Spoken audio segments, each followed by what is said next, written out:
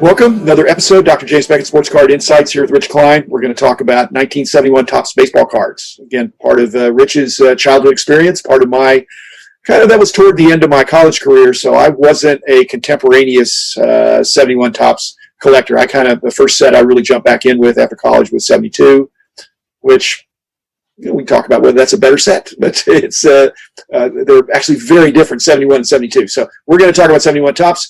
Thanks sponsors, especially Topps. Work for you, Topps. We wouldn't be talking about this episode, as well as Panini and Upper Deck, Mike Stadium Sports Cards, Burbank Sports Cards, Heritage Auctions, Huggins and Scott Auctions, ComC. They've got 80 pages of 71 Topps listings, and exceeded only by perhaps the number on Beckett Marketplace of all the 71 Topps that you could dig in and buy. They're not hard to find in mediocre condition. In really strong condition with the black borders, they're very tough. So again, thanks sponsors, thanks Rich. We're gonna talk about all things 1971 Topps baseball. So Rich, you probably collected them right out of the pack.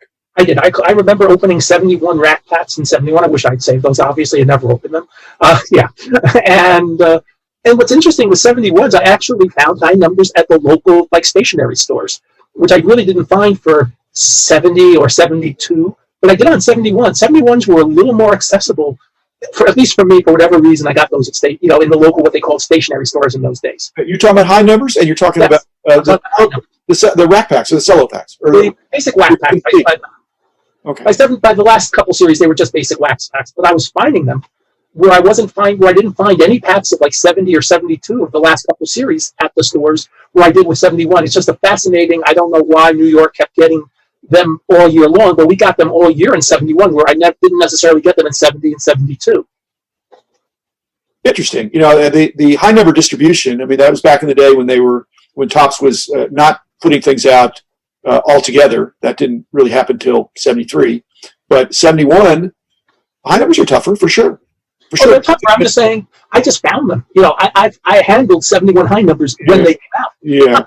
But I got packs of 71 the last two series when they came in. I didn't for the other years, which is just a fascinating thing. And it's also fascinating because 71 is like 70 in that the semi-high series, 524 to 643, is loaded with stars and superstars. Why Topps waited? If you look, Clemente, Frank Robinson, Ernie Banks, Harmon Killebrew. There's a ton of great players. Willie Mays is number 600. For some reason, the fifth series has the biggest conglomeration of the superstars of the day than almost any other year. And that to me has always been a fascinating thing. What happened? Why 71 was... Okay, so maybe I don't know that I want to give them... Well, I'm sure they had marketing experts, because it was still a multi-million-dollar business in those days. So what did they, was this like a second push toward the end of school to where they wanted to make sure kids were gonna still be collecting, that they were holding back for a second wave because, maybe this is May and kids are getting out of school and they've got to the kids are going to have the buzz, hey, open the new cards, they've got these players. Any possibility of that? I think that's part of it, and I think the other part, and when we don't do a lot of pre-show prep, but we were talking about the inserts they put into 71 Topps, the coins, and the scratch-offs, and I wonder, and there's no paperwork or, there's no email trail and probably no memos around from those days, but I wondered if they thought the extra push for the early series were the inserts, and then once they stop putting inserts in the pack, let's put the better players in the pack to finish the set, and that'll be, that series push. Instead of the inserts, let's put the best players in. So, and I haven't handled stuff like that in a long time, and I'm just wondering. So, what you're hypothesizing is that maybe the 5th, 6th, 7th series didn't have inserts. The coins and the scratch-offs were in the 1st, 2nd, 3rd, 4th series, perhaps. Right. I think it's 2, 3, and 4 that they have inserts, or 2 or. So they don't need them for the first series because it's fresh. Right. And then. The coins and scratch-offs. And then by the time you get to the 5th, 6th, 7th series, their Topps is probably only replenishing stock of the outlets that are sold out. Maybe that's another part of it. And they already have a track record. They've got customers coming in to the local store. I always thought the rack packs were in different types of stores. Well, the rack packs... Like grocery or something like that. I think I got the rack packs in 71 in a bicycle shop out of all places. Interesting. There was a local bicycle shop that had 71 rack packs. What? Hey, 54 cards for 39 cents? That beats 10 cards for a dime. Let's buy those packs. Well, not only that, you can see what you're getting. And Right. what amazes me is that there's so many rack packs of some of those years still around that are unopened. When Your favorite players, or hey, they didn't all sell, so that was actually fair. Those were, and there's no gum in them, so you don't worry about where you keep them because you're not going to lose. The gum's not going to go in. So it's easier to keep rack packs than it is anything else on one level because the box, the cases. If you ever saw the rack pack cases, they're small. So I'm sure the boxes are small. You fit them in. You don't remember you have them, but there's no food stuff in them, so it's not like anything's going to spoil or get bad. Yeah. What the 71 tops have the notorious black borders that easily chip, and I'm not a big fan of doctoring up cards, but I wonder how many kids took a black Sharpie or magic marker or whatever they had back in the day, and just colored it in a little bit. Yeah, I know people kept trying and trying and trying, and Bill Henderson, for fun, said the best way to do it once was he had some way that he said was the best he'd ever seen, and somebody else had ways that they said, and and you're right, we were kids. We did that because we want them to look better. Yeah, well, I think, the defacing the card is, I'm totally against defacing a card or kind of trying to trick somebody. But if it's your own card and you're not selling it, you're just, putting it in a plastic sheet or something. Yeah, you can do whatever you want to. That's not a crime. But to try to take advantage of somebody, and hopefully the grading companies are able to. I think you could pretty easily tell with black light or something that something's been colored in because you can't. It's a different process.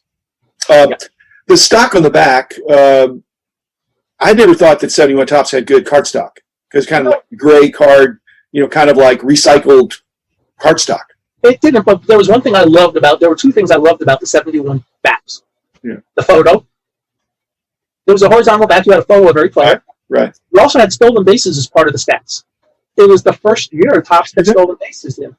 And so, in those days, stolen bases were important, just as not how fast or slow most players were. So seeing that really helped you as well, understanding the overall skill, at least offensively, of a player. And the pitching stats were, I think, even more than they were in the basic Topps cards. So there's a lot of really good things about the backs of 71 Topps. You don't find them hard to read? No, they were reading black on gray. I never had. Then again, I was young, but I never had an issue reading the backs of 71 Topps. Okay. And the photo to me really helped.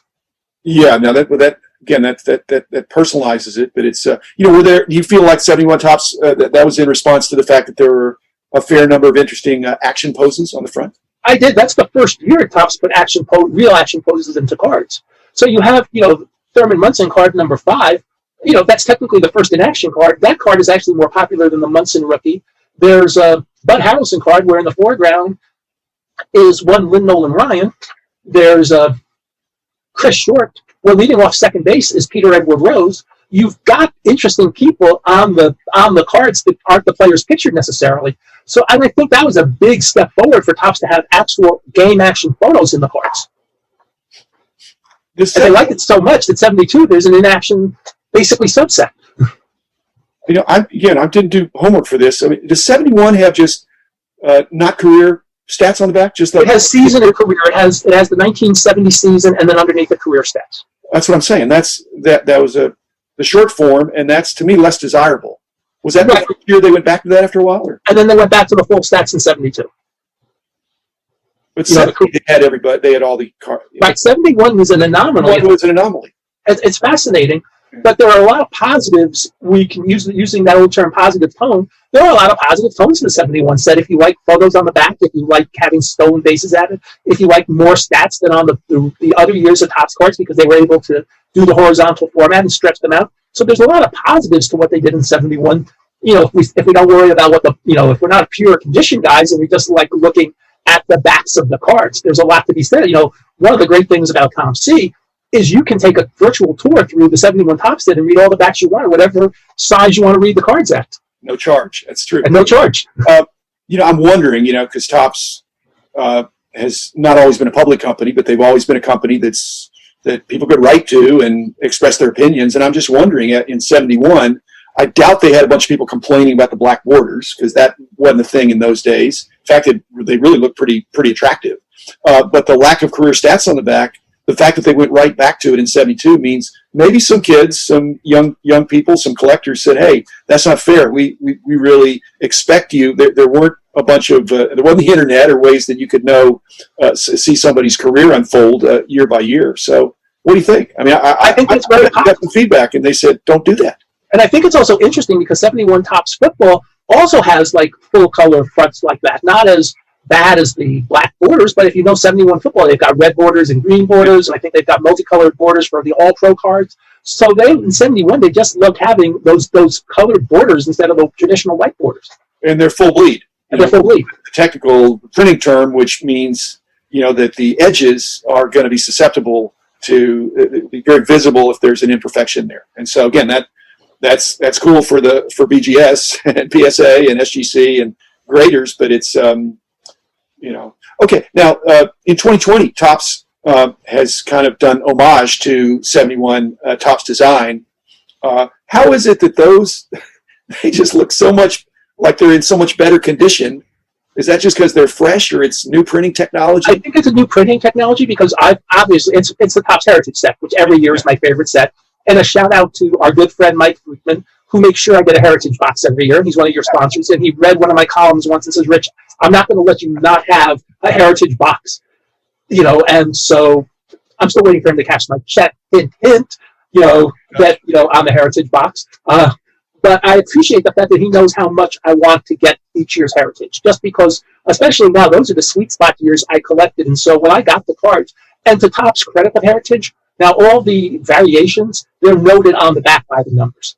Like if it's the flip stock or if it's the action pose, above the number, they actually put what the variation is now. So even if it's a minor thing, you'll know immediately if you look at the back what it is. But I've had a blast opening the 2 boxes of Heritage I've opened because I bought one the day it came out at my local card store, and then I opened Mike's later, and I went 2 for 2 in getting autographs. I was very, very pleased on that. And then I also bought 1 mega box at Walmart about a month ago, and I got a top of Ronald Acuna Jr. card, and I got a jersey card. So, I mean, I've done very well. But having said that, it's just been a blast to remember the past and remember what these cards look like. Well, that's a good note to end on, because basically, that's the point of this podcast, and that you and I both, I think, embrace, is that the old and the new can come together. And so we're going to be doing some episodes that talk about then and now and the similarities. And I'm just trying to figure out, Rich, I can't think anybody that's really against the heritage, the various legacy and throwback sets and designs that pretty much all the companies do to evoke the past. So who's against it? I don't think people are. And anything like a Topps Heritage that encourages set building, to me, that's a good thing. May not be for everybody, but it's for a lot of people. So well done, Topps, back in 71 as well as 2020. Thanks, Rich, for coming on board. Thanks, listeners. Be back again tomorrow with another episode.